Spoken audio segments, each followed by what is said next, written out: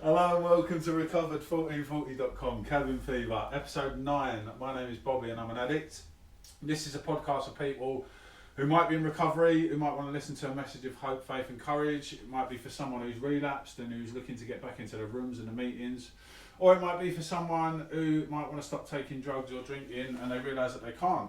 Or when they do manage to stop, they realise that they can't stay stopped. So if any of that relates to you, then you're in the right place. The aim of this podcast is to encourage anyone, or at least one person with any fucking luck, to try out the 12-step fellowship and embark on a new way of life, just like myself and my friends. The fellowship that we're part of is not allowed with any sect, denomination, religion, organisation, politics or any of that bullshit. It has no opinions on outside topics and wishes to remain anonymous at the level of media and press. But all that said, if you want what we've been given, I'm sure you can Google the drug of your choice, followed by meetings near me, and you'll be greeted with a bunch of results. So now I've all that out of the way, thank fuck, I'm joined by a friend of mine, someone who's enjoying the gifts of recovery, who's got a powerful message of what his life was like, what he done and what his life's like today. And so without further ado, I shall hand the podcast over to you. Welcome to Recovered1440, Callum. How are you, mate? Cheers for having me, Bob.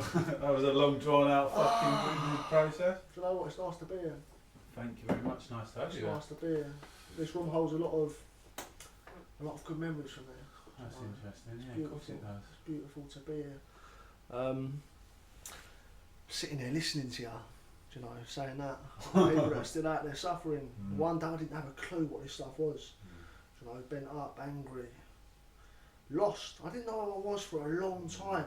And the way you said that there, that's gonna hit someone, you know. Absolutely. That will hit someone out there that needs this stuff. But right, let's go back to the start. Take it right back. Let's take it right back. Childhood. I had a loving childhood on my mum's part, to be honest. My mum was full of love.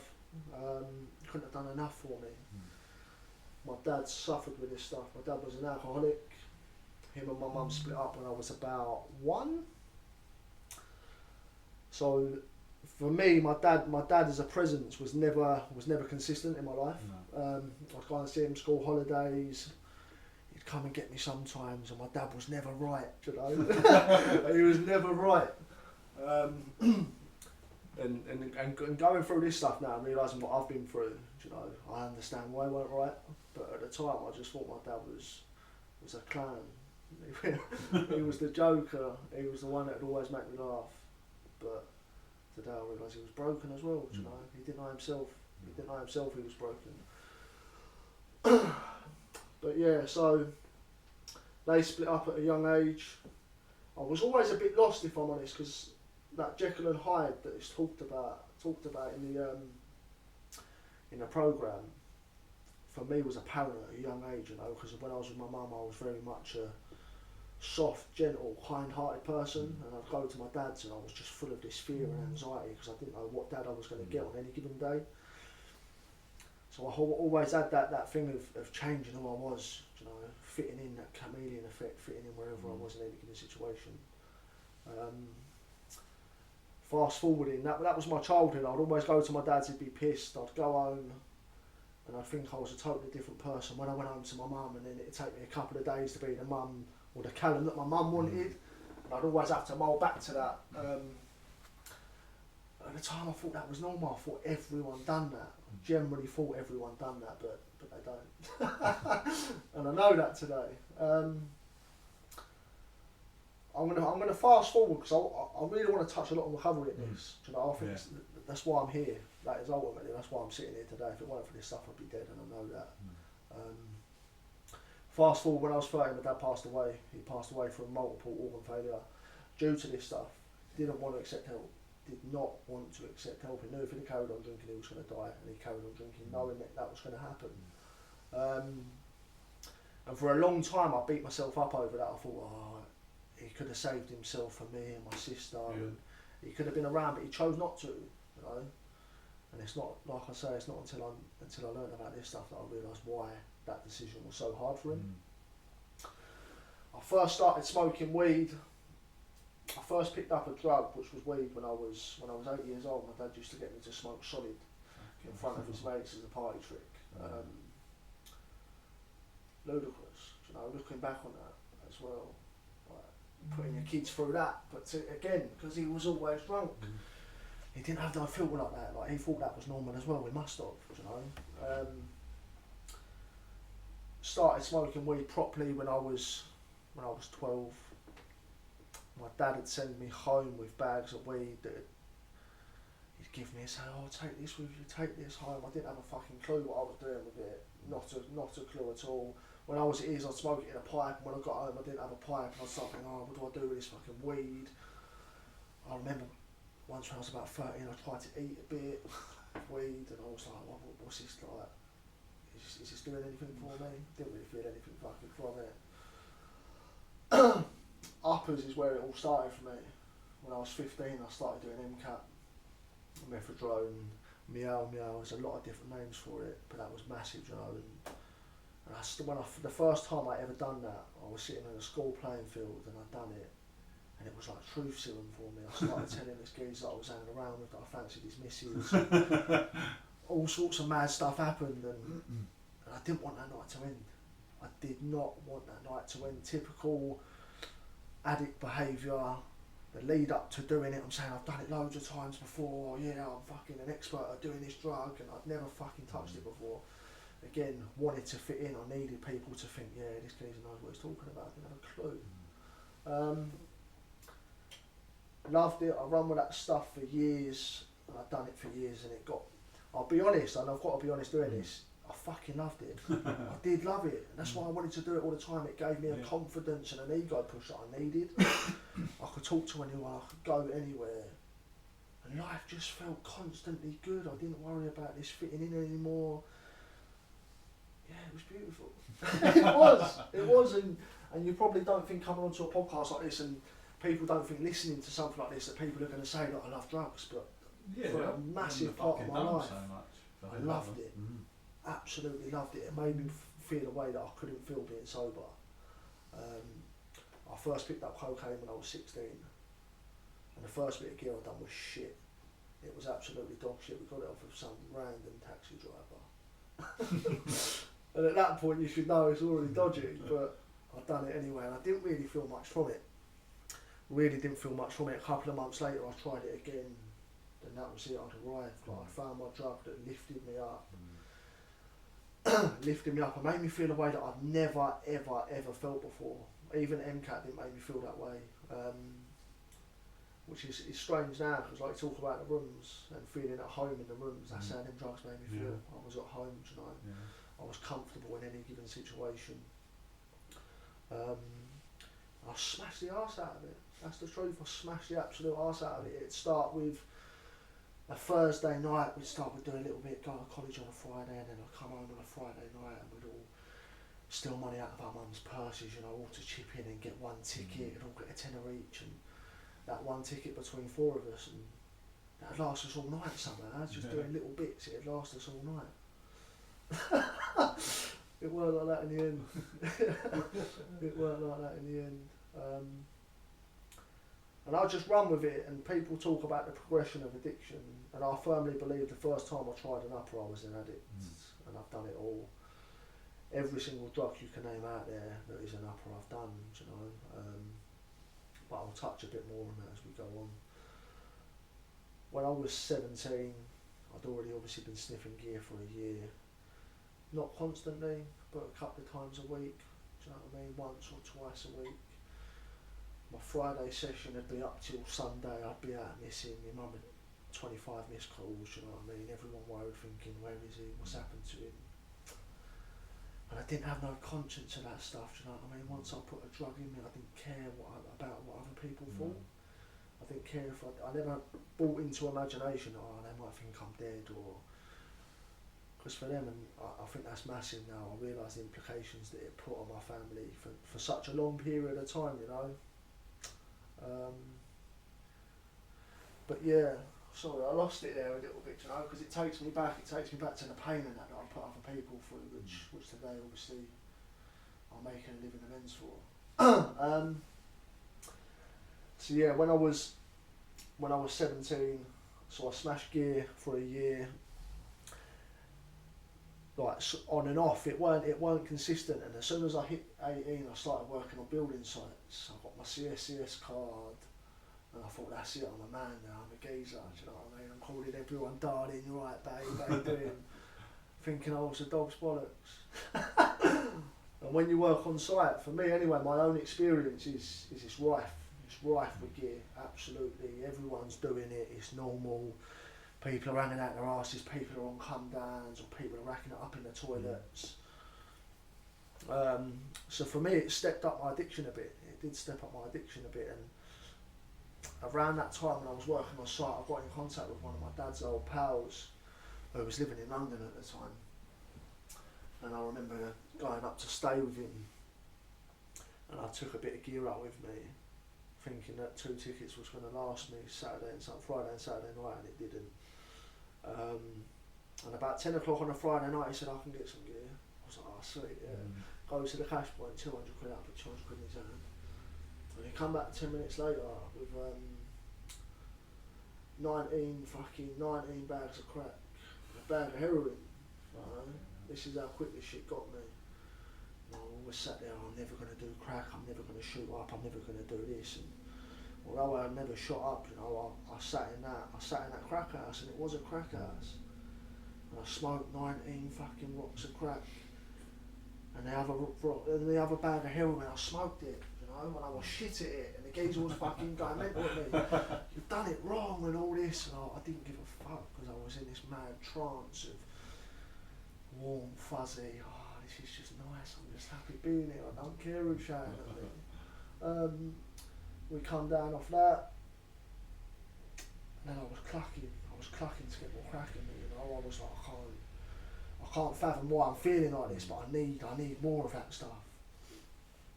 And I cleared up my whole paycheck on that Friday night, and I went home Saturday with my tail between my legs, feeling like a scumbag, and I slept for 2 days. And after that 2 days, I couldn't wait to get on it again. Yeah, right. Could not wait to get on it again. Luckily, I said I couldn't get crack where I lived. I probably could have if I tried hard enough. We all know what that feeling's like. If we want something that much, we're going to get it.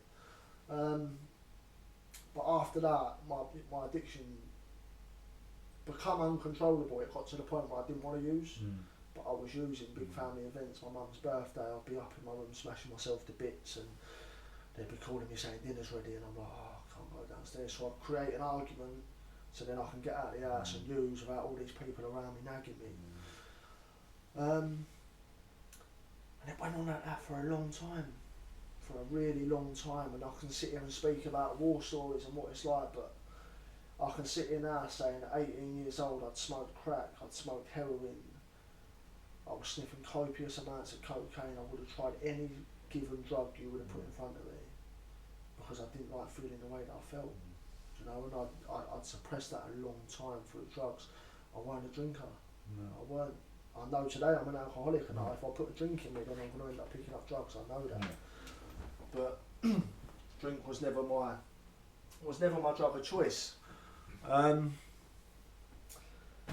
So battered and broken. I was battered and broken for a long time, and then when I hit 20, there was a bit of an intervention with the people I was working for at the time, you know, and they knew something weren't right. I'd be stealing work vans and going missing. I had police sniffer dogs out looking for me, fucking helicopters, and like it was mental, you know, and wrapped up around that stuff. And I still convinced myself from time to time that that's exactly like that was my purpose in life. I'm meant to be just a session. Like this is my arriving. I want to touch on something. I think you know what I'm going to say already, but for the people out there, it was my using got so bad and so dark that I put myself in these really, really dangerous and volatile situations.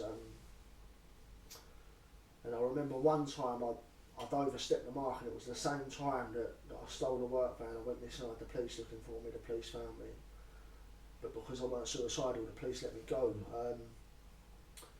And I remember I carried on getting on it that night, and I fell asleep in this B&B. And it's hard to say this, you know, it's hard to say this, but I've got to get out there how dark it was for me, you know, for people to realise that this stuff ain't a joke. And I'd been on it for 3 days at this point, and my body was giving up. Like my body, I literally passed out on this bed. I'd not eaten, I'd not drunk anything, I'd had no fluids for 3 days apart from gear was the only thing that I put inside me. And I fell asleep on this bed, and I woke up the next morning with some geezer under my trousers, you know, trying to touch me. Yeah, dark shit, you know. Horrible stuff. And there's going to be people out there listening thinking, yeah, but it ain't like that for me, it's not been that bad. But I'm telling you, if you pick this stuff up and you struggle to put it down, then something's not right in you, you know. Don't let it get to the point where stuff like that's happening. If you can nip it in the bud before then, please do it, because it's worth it. Anyway, one of my mum's friends took me into the rooms, Charlotte took me into the rooms, for the first time when I was 20, actually. No, I've missed something. I've done drug counselling for a year, from when I was 20 to when I was 21. Which sort of worked. I used to leave counselling tired, and I really stuck to it for about 6 months, and then in the end, I don't know really what happened inside of me. Again, I don't really need to know. I'm an addict, you know, I know that today. But I picked up drugs again, and then I go to counselling off my nut and say, I can't do the session today because I'm fucking bolted. I need to get out there. And I had the full intention of going to counselling, doing a session, and going out after and getting off my nut. But I'd walk into the counselling building. Her office was on the 3rd floor where we do the therapy, and on the 2nd floor there was a communal toilet for an office box. And I'd go in there, I'd get to the 2nd floor, saying to pull me into the toilet. I'm doing gear, walking up another floor 10 minutes later saying I can't do it. You know, because I physically cannot wait to get the drug inside of me. That craving and that obsession. So I'd done that for a year, and then I stopped seeing my counsellor because it's mental to say this, but I stopped seeing my counsellor because I thought, no, she don't know what she's talking about, because I'm still using drugs. Like, this ain't helping me. Like, this ain't. I totally disregard for all the stuff that she'd actually helped me with, but I'm like, nah, she don't know what she's talking about. Like, this ain't helping. And then when I was 21, I walked into a meeting. My mum's friend Charlotte took me into a meeting up in Bishop Stortford, and I thought, I'm gonna tell you what, I'm gonna wear my Stone Island, I'm gonna wear all this designer gear, and I'm gonna go in there and I'm gonna be the cleanest motherfucker in the room. I was wrong. Everyone was wearing suits. Everyone was wearing shiny shoes. Everyone looked fresh. You know, I thought I was in a business meeting in central London, and I thought, what the fuck is this?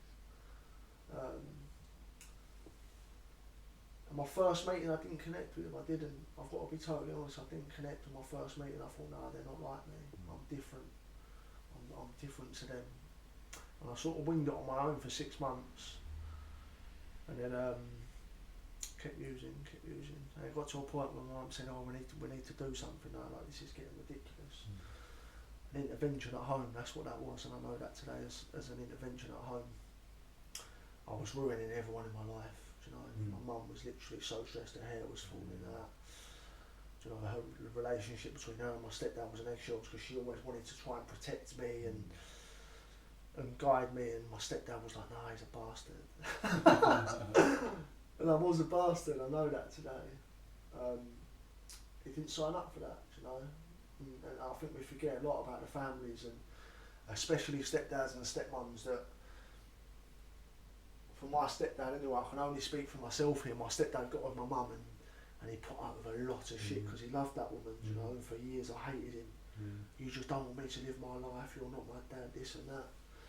But the reality is that my stepdad was a bigger dad for me than my real dad, you know. He was a role model, he showed me how to act, how to behave, and he was there through some massive parts of my life, and I'll never forget that today. But when we're in the madness, these people who are such a big part of our lives, we don't see it, we're blind to it, you know. We're blind to it. I keep going off and I keep coming back, and I'm realising where I am. I went into the rooms at 21 and I really gave this shit a go, and it's not shit.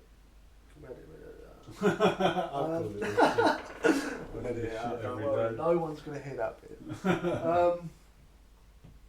I went into the rooms at 21 and I found my place in life where I felt at home, you know. And it still took me a long time to get, even though I enjoyed being in meetings. Again, chameleon, I'd go into the rooms at first and I'd say whatever I wanted to hear, you know. I'd nick a bit of what he's saying, a bit of what she's saying, and I'd mix it all together and make everyone think that I'm a recovery genius. And of course it didn't work, because I weren't open, I weren't honest, and I weren't willing. I just wanted to play a big game and act like I knew what I was talking about, and I didn't really have a clue at the start, I really didn't. And I stuck at it, I kept relapsing.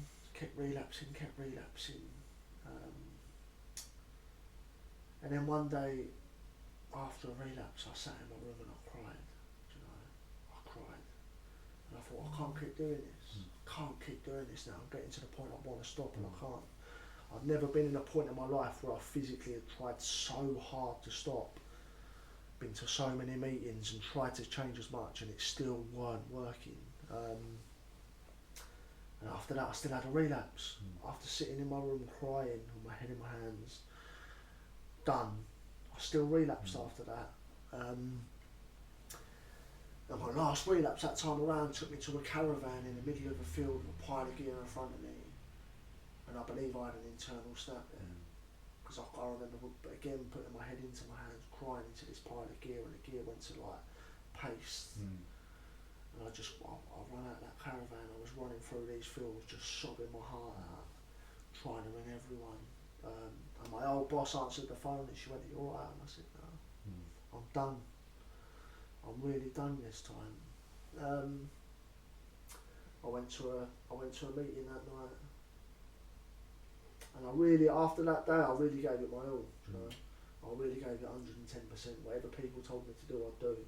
Changed careers, I changed friendship groups, I cut everyone off. I literally done everything I possibly could to make sure that I've got this stuff.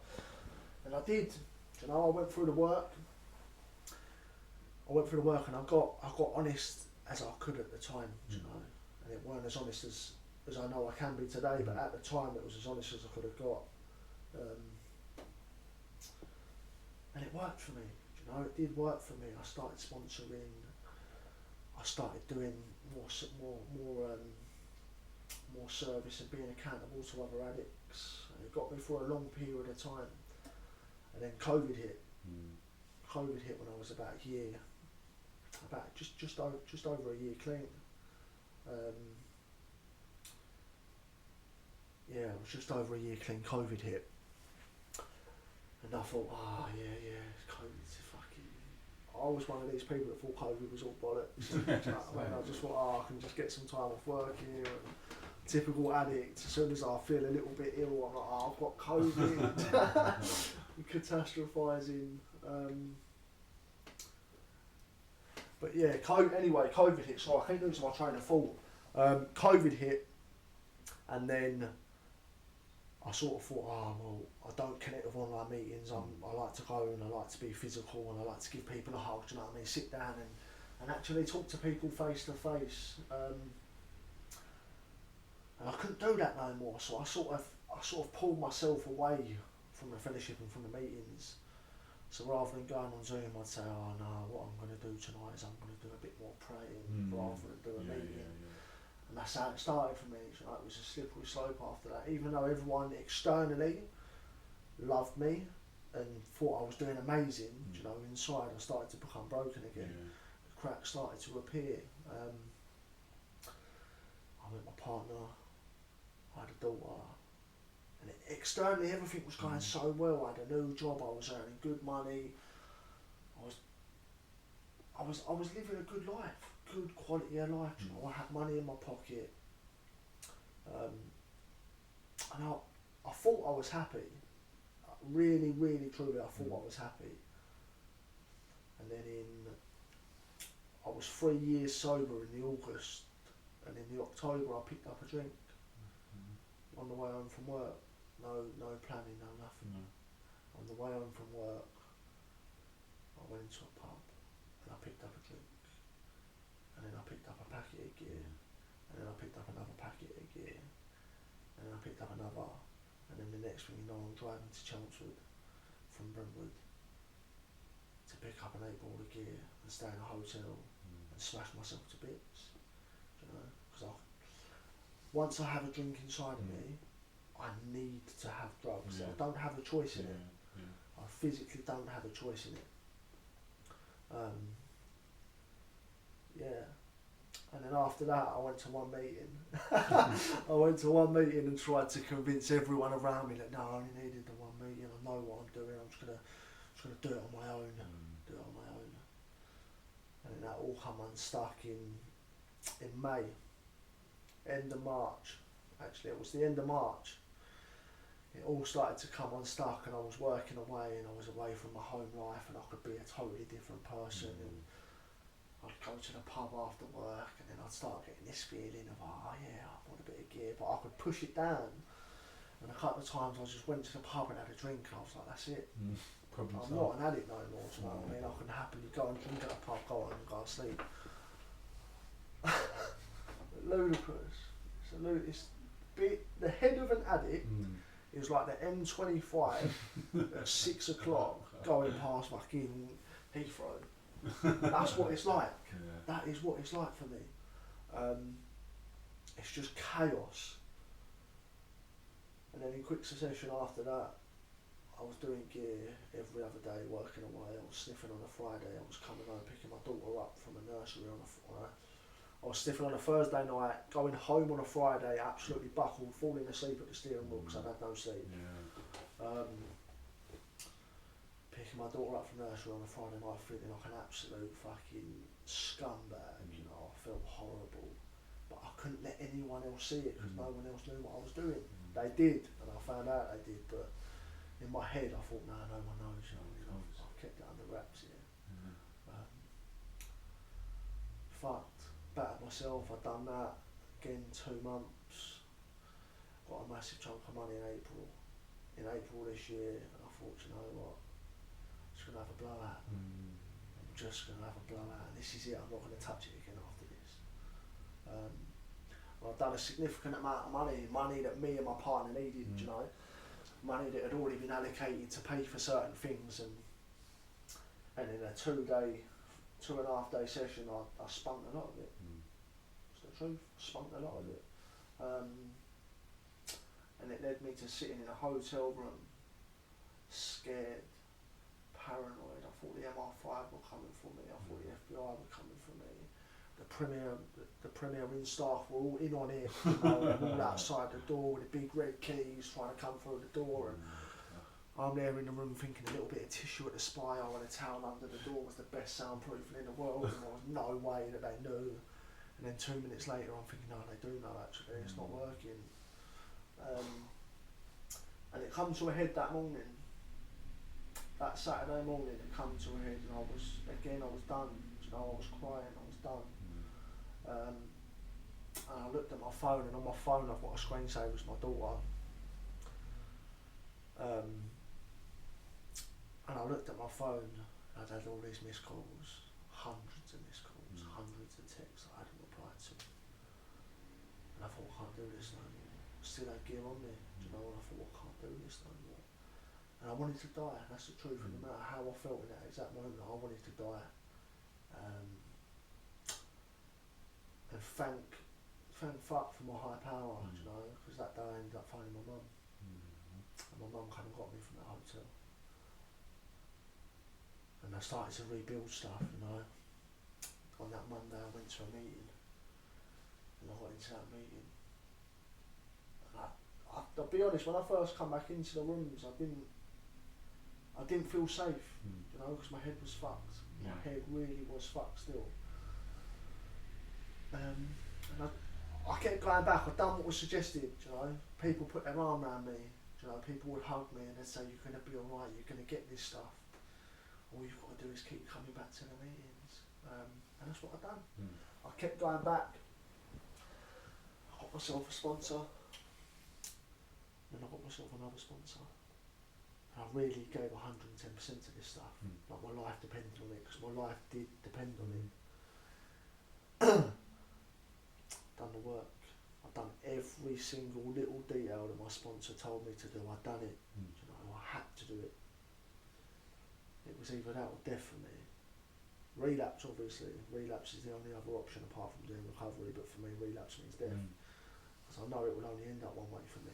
Whether it's now, if I relapse now, I can guarantee within a year, 2 years, I'm going to kill myself. And I've done everything that's suggested, and you know, my life's beautiful today. My life is absolutely beautiful. And about a month after I come back, I really started to notice the effects of recovery on myself. So I changed again, I changed everything. I changed career, I sacked in the job that I was doing, I changed everyone I was speaking to again, and I've wrapped myself around people who had what I wanted. And I'd look at people in the rooms and I think, he's happy. Why is he so? He's got all this shit going on in his life. Why is he happy? Why is he smiling? Why is he laughing and joking? Do you know what I mean? And I know today because he was at peace with himself, you know, and he was happy with who he was. And that's me today. That is me now. So yeah, I got through the steps, and the further I went through it, the freer I got with myself. Do you talk about the steps? Yeah, man. Step one, I knew I was an addict. You know, I really knew wholeheartedly that I was an addict. Step two, I came to believe that a power greater than myself could restore me to sanity. I knew that it could because I'd been clean before. You know, I didn't have to relearn a lot of this stuff because I had the foundations there and I'd been clean. Step three, I live in step three every day, you know. I do my prayers, my step three prayer every single day. I can't run on my will, I have to turn it over every single day. Step four, a lot of people don't like step four. I think it's beautiful. Yeah, same. I think it's beautiful, I think it's freeing. Yeah, man. And I think people that have got fear around it, I think they set themselves up to struggle with it. Yeah. Go into it open-minded, you're going to feel free when you walk out of there. When you walk out of doing your step four, you're going to feel free. And yeah, do you know, I kept going through it. I really did keep going through it. And step five, I shared it with another person. And that person sat there opposite me. And they just sort of went, yeah. And I was like, listen, I'm telling you some deep, dark, deep, secret, nasty, seedy shit here, and you're just going, yeah. Where's the reaction? I wanted the reaction. I wanted you to be like, oh, what the fuck? That's horrible. There's no judgment. No. There's no judgment. You're in a safe space.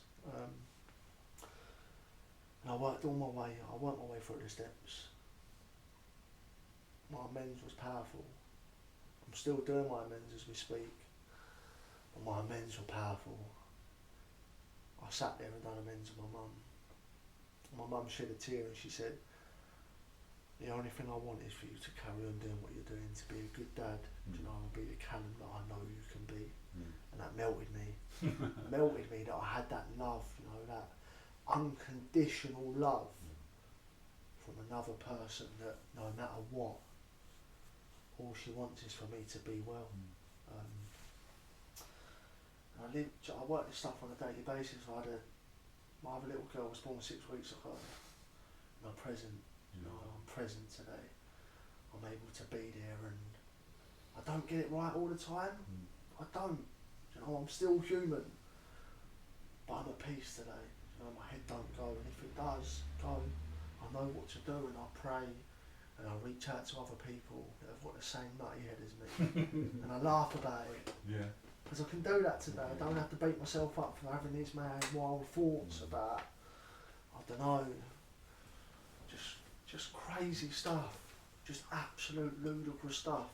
That if I tell someone who's not an addict my stuff, they think, no, you deserve to be in a mental health. And I probably do. But I work it daily.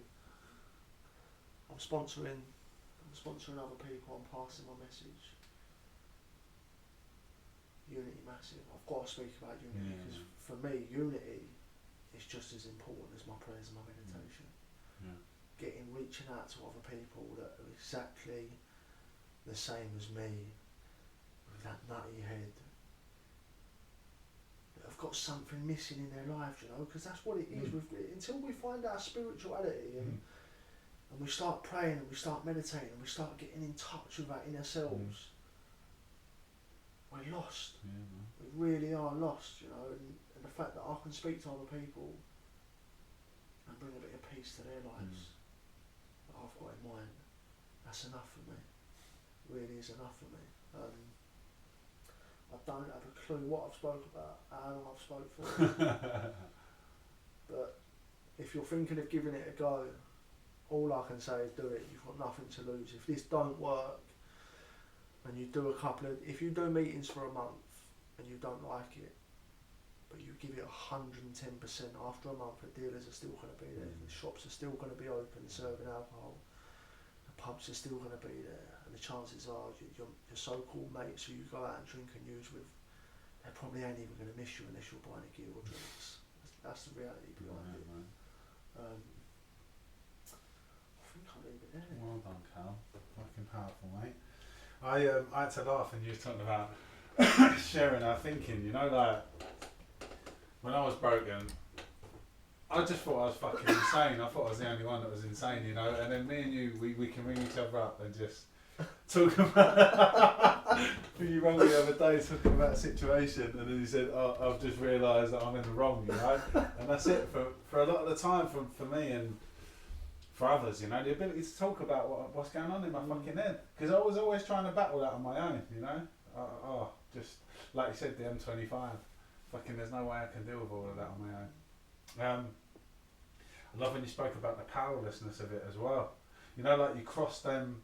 Someone said to me before on here that they don't remember the first ever time that they used on a Monday, but once they used on a Monday, Mondays were fair game then, and it's the same what you said, you know. I think all of us think, I'm never going to do that, and if you're anything like me, you fucking will, and you probably, there's that, you spoke about it, we can get off this journey at any point that we want, can't we, but it's probably not until we're a few years past the point where we could have stopped that we realise we want to and we can't, and thank God this programme exists. What do you, that was another thing that made me laugh, and you said you walked into a meeting and everyone looks fucking right as rain. I'm thinking, what's going on here? I'm expecting like toothless hags, homeless people, you know, and it's nothing like that. It's nothing like that. So what would you say to someone who was thinking about going to their first meeting, they don't know where to find, and they're at that point where they're just terrified to step over the threshold of a meeting? From my experience, don't worry about how you look. Don't worry about how you look, because you're going to be welcomed with open arms either way, you know. And it is hard. I remember the first meeting I went to, I sort of floated around outside for a bit like a ghost, and I walked past and I walked back, and in the end someone went, "Are you here for a meeting?" And I was like, on the spot, yeah, is this a meeting? But yeah, go. Do you know what?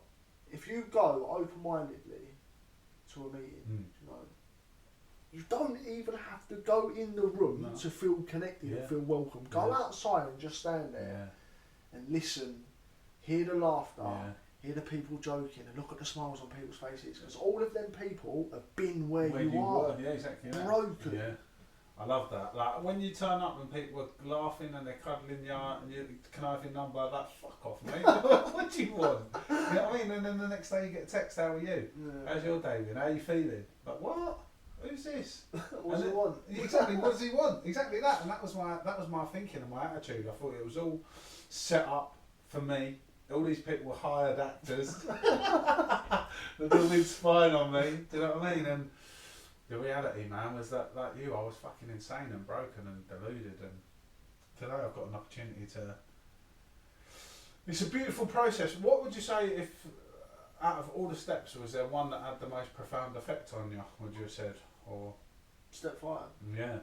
100% sharing all of that dark, seedy, ludicrous mental stuff with someone else was so freeing. Yeah. So freeing, you know. I felt like I walked in there 25 stone and I walked out 5. Yeah, I love that. I shed that weight in there. I had exactly the same experience. He said, like, you're waiting for the judgment and the condemnation. Like, where is it then? I've been preparing myself for all of this. And there's none of that. There's none of that. Other than the person saying, yeah, I've done that. I've done that myself. And when you see that, the reality, it just dissolves all of that fear and all of that shit and all of that. You know, I was so terrified of being humiliated. You know, the book talks about it. We do these humiliating things and then we wait to be discovered. And once you get all that shit off your chest and you realise the other person still loves you regardless, you know, you can start to love yourself, can't you? You spoke about unity as well, and I think that's something I learned a lot of from you. Like, other people are important to you, aren't they, in your recovery? Massively. Speak a little bit about that for me, helping other people and checking in on them. Do you know what? I firmly believe that, and we say it, and I say it every day, the less I'm in myself, you know, the more I can care about others, you know, and speaking to other people gets me out of myself. If I'm feeling shit, the best medicine for me today is 1, I pray, and secondly, I pick up that phone. And I don't pick up the phone to someone and go, I'm having a shit day. This is what's happening for me. I go, how are you? How are you today? Yeah, it's a beautiful process. I don't consume myself with myself anymore.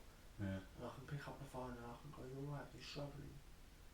And if they are, I can be there, and if they're not, I'll have a laugh and a joke with them on that phone call, and even that's going to lift me up. I think this whole process is so clever, like not just from a spiritual perspective to get you to this spiritual awakening, but from a psychological perspective as well, because like you just explained, like when I'm fucking full of self-pity and everything worries me, like I'm the most important thing in the world and I'm trapped in that, but when I ring someone else and I ask how they are, it's almost by proxy. Like 20 minutes later I'm thinking, well, I ain't thought about none of my bullshit for the last 20 minutes, you know. And there's a byproduct to that. I also feel good because I've helped someone else. And it's just every sort of step of this process is designed to, like, you come to a meeting, you get a service commitment. It might just be putting out the chairs, but every week you're required to be there. So you've got a responsibility now. You've got a little bit of purpose. Do you know what I mean? Then you might get a week clean, and then you've got a responsibility to the person that's just walked in. And it's clever how every step of the way it just builds your responsibility and gives you a purpose and makes you feel more useful and builds your self-esteem. And with that brings the unity. You know? When you go to the same meeting every week, you sort of become like a little family. Do you know what I mean? And when you don't go to that meeting, your phone's going, oh, how are you? You feeling all right? And it's beautiful. Because in no other world or universe would putting 30 addicts in a room together work. It wouldn't work. No. But it does, you know. We all love each other, we all care for each other, and I think above all else, we all have a genuine connection that we would never find in the world. No, that shared the cement of having shared in a common fucking peril. Do you know what I mean? Like the terrifying realisation when I want to stop taking drugs that I can't fucking stop. I thought I could, and now I can't, and now I'm in big trouble, you know. And I love that as well. Like, if you see a newcomer in a room, I always say to them, oh, welcome to the madhouse, welcome to the family, because you know that if they continue to do the rounds, they're going to bump into us, because we are like a community, like a family, aren't we? And there's that sense of togetherness and belonging. Working with other people, trying to give this away to someone else. How does that feel? What does that do for you? You rang me the other day after you worked with your sponsee. This feels good. This feels nice, doesn't it? It is a beautiful feeling. That in itself, passing itself to someone else who's trying to recover from that hopeless state of mind and body. Someone that's broken, and they don't have to be broken. You know, they might just come in here and think I've had enough. But doing that and working with them, just seeing at the end of that, whether it's you're doing the first session with them or or you're doing your last session with them, you know, just every step of the way you just see that little glimmer in their eye of hope. And it might be my ego, but your ego sometimes, they're really getting it. It's beautiful to know that not only have you saved another person, the way I look at it now is that I'm saving someone else's son, someone else's brother, you know, someone else's partner, someone else's dad. You know, and by getting that person free, they're opening up to their family, and it's like a flower opening. Do you know what I mean? Because everyone else is getting to enjoy that person again, which is beautiful. And the same, and by the same token, it's like when I was using and in the madness, my life had no purpose at all, and I couldn't understand all the pain and the suffering I was causing other people. And then when you get well, when you help other people, it's almost as though all of the pain and suffering was worthwhile in a sense, because you've now been able to help someone else, you know, and it all seems to make sense to a certain degree. You know, I know today I was born to be an addict and to try and help other addicts. I've wrestled with that for so long. Once I surrendered to it and got through the work, I was able to fucking try and do a little bit of good in the world, you know.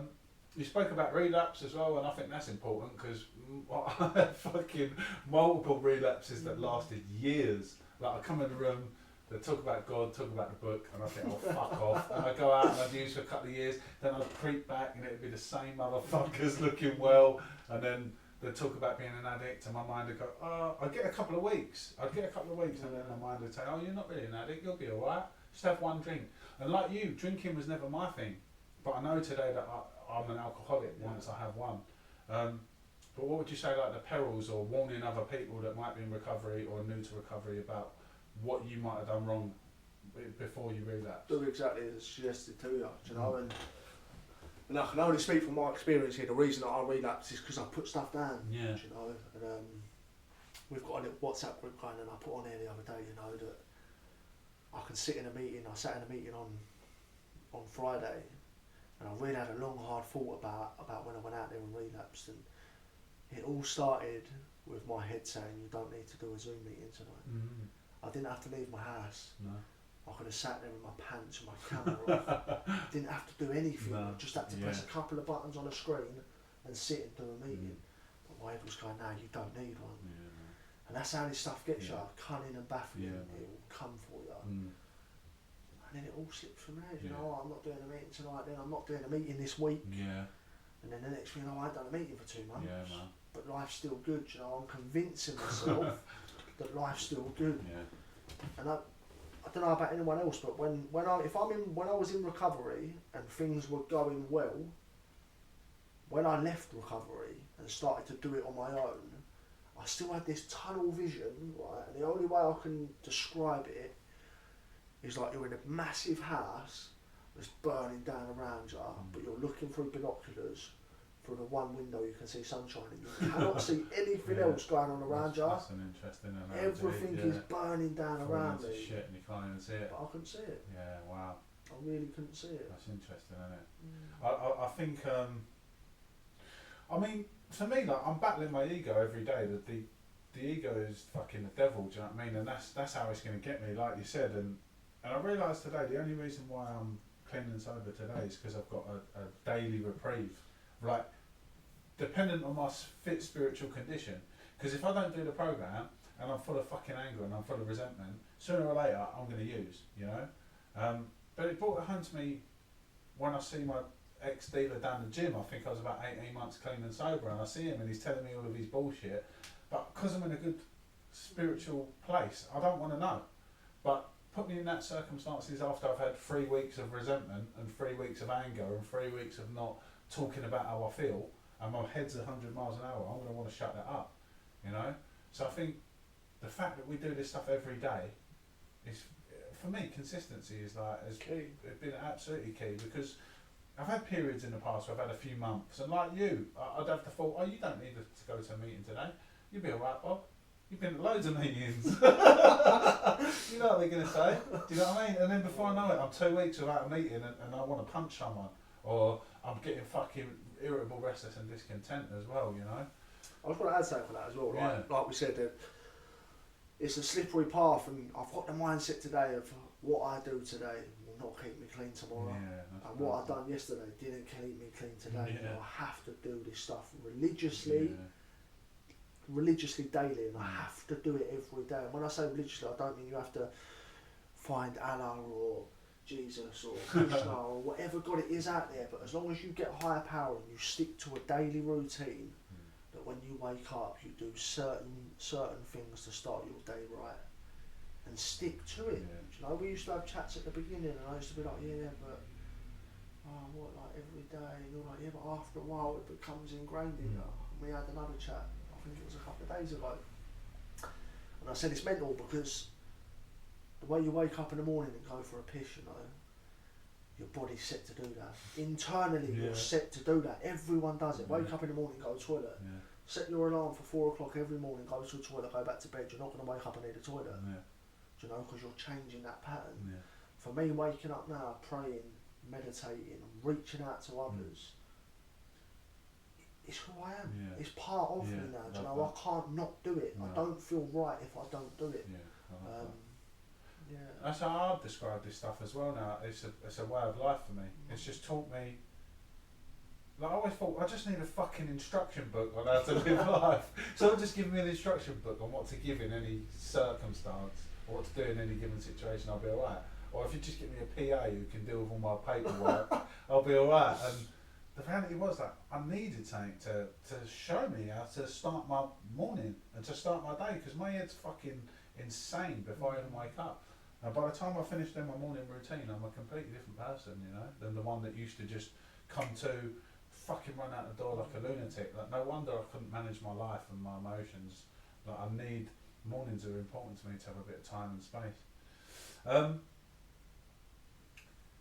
How would you, what do you want for the future now, Carl? How do you see the future going now? Because we're all quite content people, so this is why I like to ask this question, because so many people are content with their life now. Like, they don't really want for anything. Do you know what? There's no like grandeur ideas of I'm gonna do this, I'm gonna do that. People just like, I'm happy every day. Do you know what? If you'd asked me that question even 8 months ago, it was my own house, a brand new Range Rover sitting on the driveway. Do you know, a fridge full of food, a cupboard full of food, and like 100 grand in my bank. You know, to be able to do what I want when I wanted to do it. Today it's not. No. Today it's not. To be able to sit in my own head, that's all I want.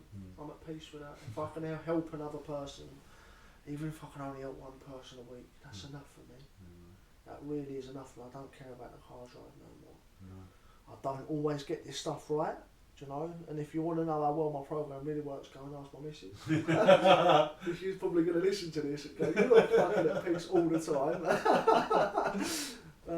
True though. But I try. Exactly. And that's all I can do, is what I can try. And for the future, what do I want? I mean, being in recovery allows me to be the best father I can be, the best son, do you know what I mean? The best version of me that I can possibly be. And as long as I stick in recovery, whatever else is meant to happen is meant to happen. I'm just rolling with it. Fucking amen. Beautiful stuff. I think we'll leave it there, Cal. What a fucking powerful message to someone that might be out there still suffering. You know, if that's you, if you are worried, if you are concerned, then please get yourself to a meeting. There's a brand new life on offer for you. See you next time. God bless. Love you loads. Do you love them, Cal? Love you. Love you, bye. See you next time. We may refer to the source by different names: God, a higher power, the Holy Spirit, or perhaps the cosmos. This source is the entire universe, the unified field, everything that is beyond the perception of the five senses.